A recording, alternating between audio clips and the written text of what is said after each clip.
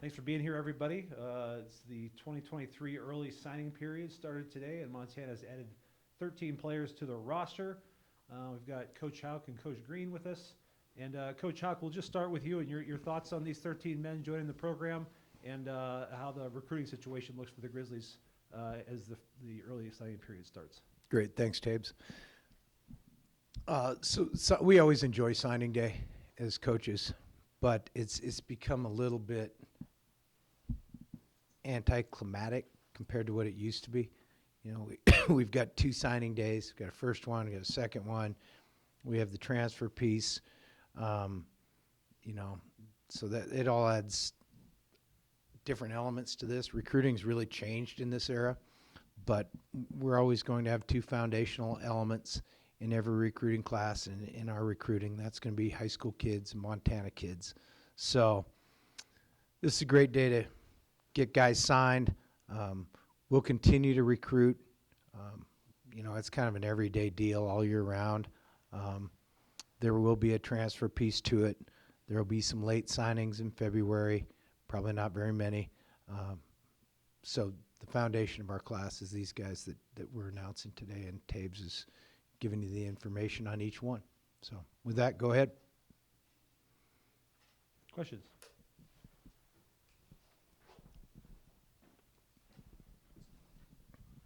Coach, just looking at Keali'i making his commitment official, just obviously you know Brian pretty well. Just what is it like getting a kid like him who's got such a strong legacy tie to this school, and you know just what do you like about his game? Well, gosh, excuse me. There's several guys in the class that have ties to the program with parents, but you know, Brian Ayat was a great player here, was a Hall of Famer, and to have his son here is a really cool deal. But the reason Keali'i's here is because he's a good player. He can do a lot of things. You know, it was an interesting time for him in high school because the way Hawaii was so shut down and remained shut down with the coronavirus deal. It was just kind of over the top, and he didn't have a ton of film. But he came to camp here and really did a great job. And he's a great young man. We're just excited to have him. This class by position for offensive linemen, was that a position group you guys maybe highlighted this latest cycle, or just looking for depth, or is that just kind of how it played out? In terms of the O-line, we're always trying to highlight that.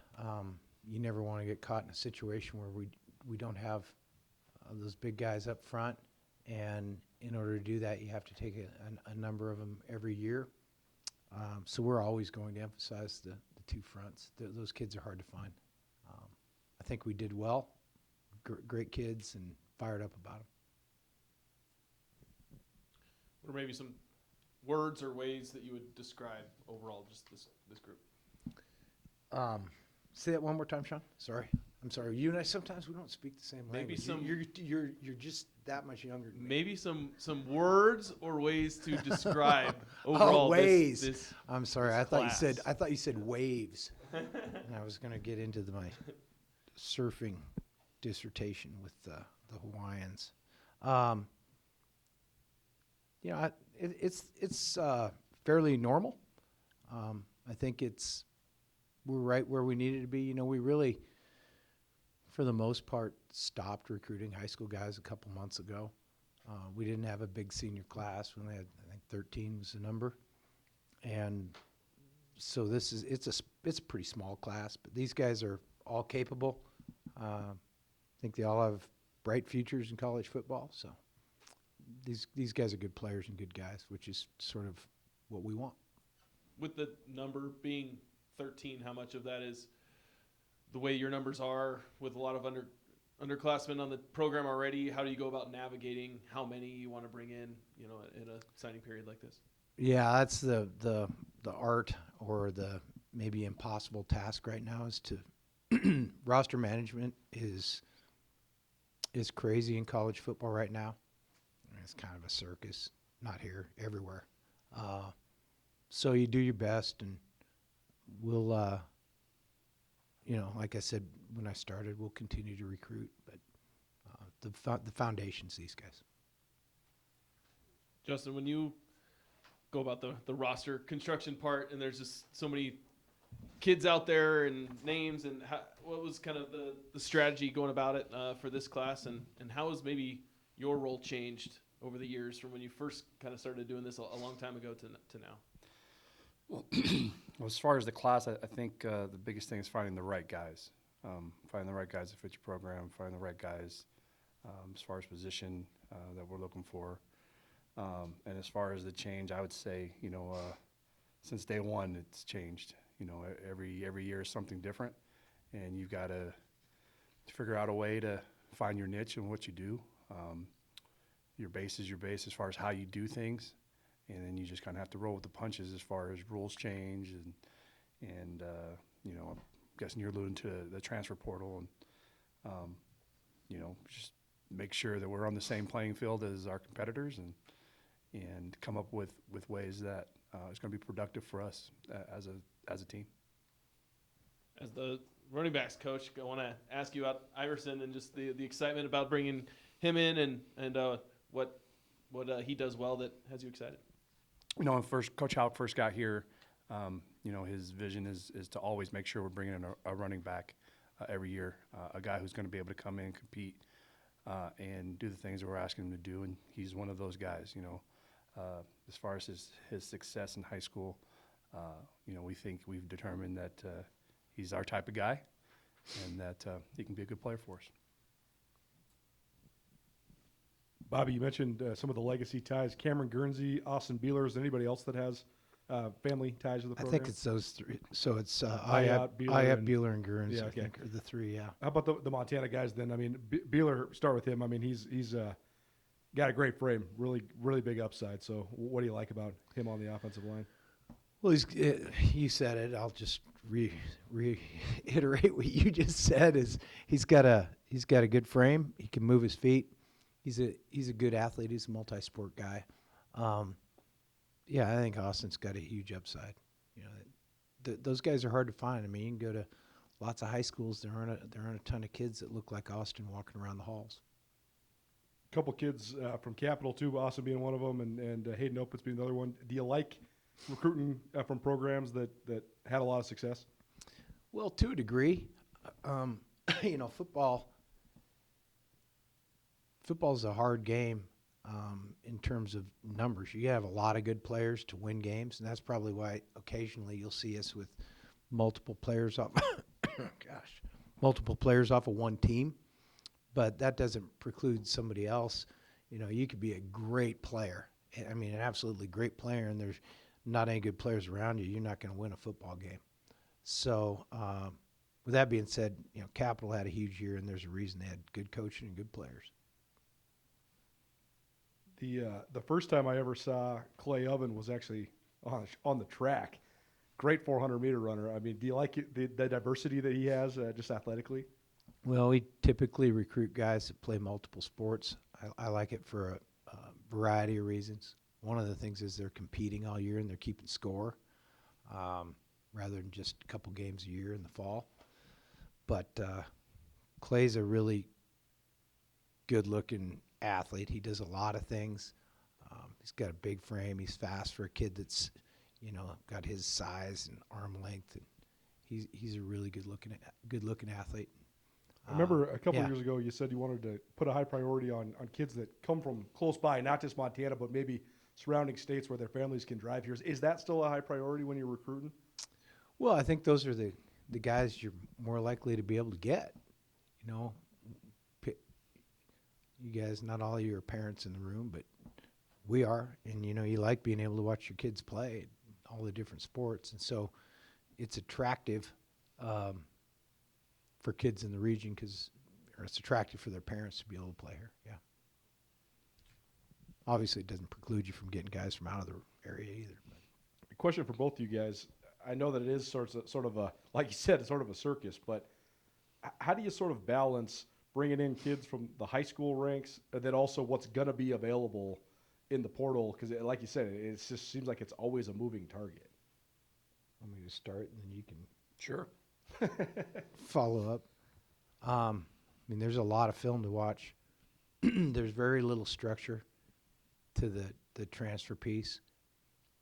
We don't view it any differently in terms of numbers than we used to with junior college recruiting or whatever, right? But the three most populous places in America are New York, LA, and the transfer portal. So there's a lot to get through. Got to get the right guys, and it's really hard to manage. It's maybe impossible. I mean, Justin, when you do have literally thousands of pieces of film that you can watch, how do you sort of start deciphering all of it? Well, this staff has a lot of connections of ties outside of Montana, and you have coaching history that is long. So as far as having the tie to be able to get to certain coaches and hear from them as far as the players potentially we could be recruiting, that's definitely a good thing for us. Guys that we've prior recruited, that's always something to look at because you have some type of relationship with them. And again, when you're just looking at a bunch of names, looking at names of houses you've been in, that's important. I would say that your region is going to be important because of where we're located. Has some push to guys that we're gonna attract. As they get in the portal, they can reach out to us. That's a big thing. And a lot of the guys that have reached out to us have seen us on TV. That's their number one thing.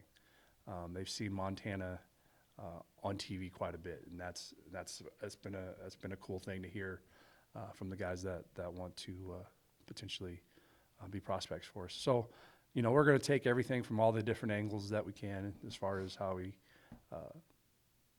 how we're going to evaluate, find a name. We're not the only ones doing it. We're about to go to a convention where they're going to try to sell us all kinds of software to how to make it easier for us. So, you just, again, you have your way of doing it. Be good at it so the guys you get in here are going to help you be successful. The only, I guess, quote-unquote, surprise Lucas Freitas, I think he was committed somewhere else before this, but you swung him. How did you guys go about landing that one, and what do you think of just him as a prospect? Guys want to be here, and when we find guys that we like that are on our board, and given the opportunity to go get a guy, we'll put all our efforts in to go do that. So. And then Coach Green with Iverson all the way down in Texas, and he was part of a committee. How'd you find him? Like, how did you guys get connected, and what was that recruiting trail like? Again, you have resources all over the country to help you find out where guys are. The good thing is we have a direct flight right into Dallas, which is kind of which is really a neat deal. So our recruiting has picked up quite a bit down there. And again, it's about finding the right guys.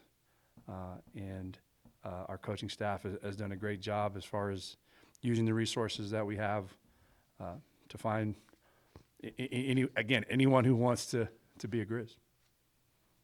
And then when you're out there on the road, how are you selling it? What do you want guys to know that they're going to get from this experience? I think first and foremost, the guys we're looking for are tough guys. We're looking for guys that are doing it both on and off the field. Character is a big part of what we're looking for. Our connection with the high school coaches is a big part of what we do, as far as trusting that when they say, "Hey, he's the best guy we've ever coached," or telling us the negative too. He's not the guy that's going to fit in your program. Guys know what our program is about, and they know that they're going to be coached. The high school coaches know that they're going to be coached. So they don't want our guys to leave Montana. And I would say it's kind of show and prove. We haven't had as many guys in the portal as other schools may have had. So I think our relationships, both with our recruiting, going out recruiting, as well as our relationship with our players, has really helped with that. I'm just kind of curious for both of you. A lot of these Montana kids played both ways in high school. I'm just curious what aspects go into deciding which side of the ball he'll play once he gets here. Well, we watch the film. I mean, you make evaluations based on what what you see on film. You know, who knows where it all goes. These guys are seniors in high school. When they're 3 and 4 years in here, they might be playing something else, but that's kind of where we project them. To kind of piggyback off that, Jackson Tucker played both lines for West, and you know, you have him listening here at D-line. You know, what do you like about that? And is it kind of nice knowing you're bringing in guys that do play both offensive lines, because you have guys like Journey Grimsrud who makes a transition? Like, is it kind of nice knowing that you have versatility even though you pick a position for them? Yeah, as long as they can get big enough, you know, speed at every position's probably the critical element, frames. So, I mean, there's certain parameters that we're looking for. Not that there aren't exceptions to every one, but guys that can run at their position. You got to be fast enough to excel at your position. So, we think Jackson can do that on the defense. He's a big, good-looking kid. And then, Justin, you guys have talked about in the past how, like, your camps are such a big deal to get kids here and get a look at them in first person. You have a couple Billings kids here, Libby, things like that. Like, how big is that camp, especially evaluating especially some of these places that are kind of far away, like eastern Montana? Like, how big is that when you can get those kids here? It's the difference in many cases because we get them up close and personal. We get to work them out, get to move around. I actually think from this list there might be All but two that came to camp. So, you know, including our out-of-state guys, you know, that's a pretty big deal, or at least got on campus, you know, and seeing the place and us be able to see them and see the interest that they we want. we like it when they see it in June and July. Today isn't as good a day. If we had a visit going today, we wouldn't get anybody. We had a visit a few years ago where it was a day similar to today, and the kid comes back in the he goes, all right, I'm coming to Montana. Comes back in the summer and he goes, Coach, there's no snow on the ground. And it was kind of the kid thought that the snow was going to be on the ground all year, and he committed to us anyway. Jimmy Wilson came to came us. and was looking at the mountains going, I didn't know those mountains were here. What are you talking about? Shoot, this is the first time I ever saw snow when I was here See it. as a recruit. It was the first time I ever saw it, so I fell in love with it, and it's pretty neat. With Dylan Cohen and Tate Templeton, not a few guys who didn't have a whole ton of offers. What did you guys see in them, and what does potential look like in the offensive line? Oh, I don't know. Those, you know, most of those offensive linemen are multi-years away, so they're going to be here in the fall, and we're going to throw them in the weight room, tell them to get to work, and we'll see where it goes. And then, is quarterback something you guys are still looking for in the transfer portal? Has that become even more of a priority now, or are you comfortable with what you have in that room coming in as of now? No, we need to fill chairs in a lot of rooms, not just quarterback. But yeah, we're looking. Every backup quarterback in America is in the transfer portal right now. Some starters. I think maybe the only guy we didn't touch on that we don't know very well, Jalen Hall. Either or. Go ahead, Greeny. Justin, just kind of what you saw from him. What was the kind of the connection there that brought him here? Modern day Chula Vista is a school we've actually been recruiting from for quite some time. Now the problem is we haven't been able to get a player from that because they've Pac-12 guys and some of them, they got a couple SEC receivers. And spending the time again, relationship I've had with the coach there, he truly believes that this is a young man that has it. And they have, I think they might have 6 receivers that have scholarships, and definitely he's one of them. And for a guy that the coach trusts and wants him on the football field, and feels like he has to have him on the football field for them to be successful, is a guy that should be a good guy for us. Does the dirty work, blocks, not afraid to go across the middle. And again, the relationship with the coach, he's not going to give me a guy who he doesn't think is going to be successful here. Thanks, everybody. Thanks, guys.